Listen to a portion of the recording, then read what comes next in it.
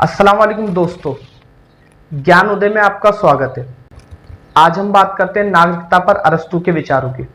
अरस्तू को राजनीति का जनक माना जाता है। अरस्तू प्राचीन यूनान का एक महान विचारक था, जिसने यूनान की परिस्थितियों को ध्यान में रखते हुए अपने विचार दिए। राज्य, न्याय, नागरिकता आदि विषयों पर अरस्तू के विचारों को आज भी महत्वपूर्ण माना जाता है। अरस्तू पहला विचारक था जिसने नागरिकता पर अपने विचार दिए। उसके अनुसार जिस तरह कोई वस्तु अनेक चीजों के मिलने से बनती है, उसी तरह नागरिकों के मिलने से राज्य बनता है। लेकिन नागरिक कौन है, नागरिकता का मतलब क्या है, इस बारे में लोगों के विचार अलग अलग हो सकते हैं। अगर कोई व्यक्ति लोकतंत्र में नागरिक है तो जरूरी नहीं कि वो गुटतंत्र के अंदर, सैनिक शासन के अंदर या राजतंत्र में भी नागरिक हो। इसलिए नागरिकता का अर्थ अलग अलग माना जाता है। अरस्तू के अनुसार अगर कोई व्यक्ति किसी राज्य का निवासी है तो उसका नागरिक होना आवश्यक नहीं है, क्योंकि राज्य के अंदर तो दूसरे राज्यों के नागरिक और दास भी रहते हैं। और अगर किसी व्यक्ति को दूसरों पर मुकदमा चलाने का अधिकार है, उसे भी नागरिक नहीं माना जा सकता, क्योंकि मुकदमा चलाने का अधिकार तो संधि या समझौते से भी मिल सकता है। इसी तरह किसी स्थान विशेष पर रहने वाले व्यक्ति को भी नागरिक नहीं कहा जा सकता। इस तरह अरस्तू ने हमें बताया कि नागरिक और निवासी में बहुत फर्क होता है। सबसे पहले अरस्तू हमें बताता है कि नागरिक कौन नहीं है। नागरिकता किसी स्थान पर रहने से नहीं आ सकती। अगर ऐसा होता तो विदेशी और दास भी नागरिक समझे जाते। कानूनी अधिकार मिलने से भी नागरिकता नहीं मिल सकती, क्योंकि कानूनी अधिकार तो संधि या समझौते से किसी को भी मिल सकते हैं। राज्य से निकाले गए या मत अधिकार से वंचित किए गए व्यक्ति को भी नागरिक नहीं माना जा सकता। बच्चे जिनकी उम्र कम है, इसलिए उनका नाम नागरिकता की सूची में नहीं है, तो उन्हें भी नागरिक नहीं माना जा सकता। बूढ़े जिनकी उम्र ज्यादा होने की वजह से उन्हें नागरिकता के कर्तव्यों से मुक्त कर दिया गया है, उन्हें भी नागरिक नहीं कहा जा सकता। इसी तरह उन लोगों को भी नागरिक नहीं माना जा सकता जिनके माता पिता नागरिक थे या जिसने उसी राज्य में जन्म लिया, क्योंकि नागरिकता किसी स्थान पर जन्म लेने से नहीं मिल सकती। इस तरह अरस्तू ने हमें यह बताया कि कोई भी नागरिक नहीं है। ना बच्चे नागरिक है, ना बूढ़े नागरिक है, विदेशी नागरिक नहीं है, निवासी नागरिक नहीं है, दास नागरिक नहीं है।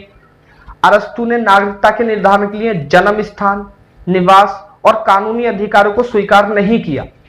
अब सवाल यह पैदा होता है कि नागरिक आखिर है कौन। इस बारे में अरस्तू ने हमें साफ साफ बताया कि नागरिक वो व्यक्ति है जो कानून बनाने और न्याय प्रशासन में भाग लेता है। अरस्तू ने यूनान की परिस्थितियों के अनुसार विचार दिए थे। अरस्तू के दौर में यूनान के अंदर जनसंख्या कम थी, इसलिए सभी नागरिक एक जगह पर इकट्ठा हो जाते थे, मिलकर कानून बनाते थे और न्याय करते थे। इस तरह विदेशी, निवासी, बच्चे, बूढ़े, दास, महिलाएं और कानूनी अधिकार प्राप्त व्यक्ति ना तो कानून बनाते थे और ना ही न्याय करते थे। इसलिए अरस्तू ने इन सभी को नागरिक नहीं माना। अरस्तू के अनुसार नागरिक एक नाविक की तरह होता है।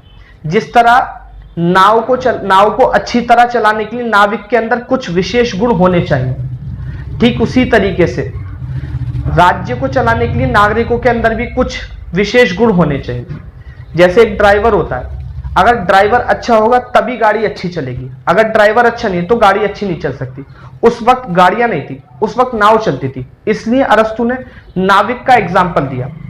नाव को अच्छी तरीके से चलाने के लिए नाविक के अंदर अच्छे गुण होने चाहिए, ठीक उसी तरीके से राज्य को अच्छी तरीके से चलाने के लिए नागरिकों के अंदर भी अच्छे गुण होने चाहिए।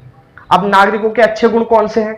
नागरिक संविधान के साथ जुड़ा हुआ हो, अपने कर्तव्यों का पालन ईमानदारी से करता हो और न्याय प्रदान करते समय निष्पक्ष रहता हो। लेकिन अरस्तू के नागरिकता के सिद्धांत की आलोचना भी की जाती है। अरस्तू का जो नागरिकता का सिद्धांत है वो आज के लोकतंत्र के खिलाफ है, क्योंकि अगर आज अरस्तू के विचारों को अपनाया जाएगा तो मुट्ठी भर लोगों को ही नागरिकता मिलेगी।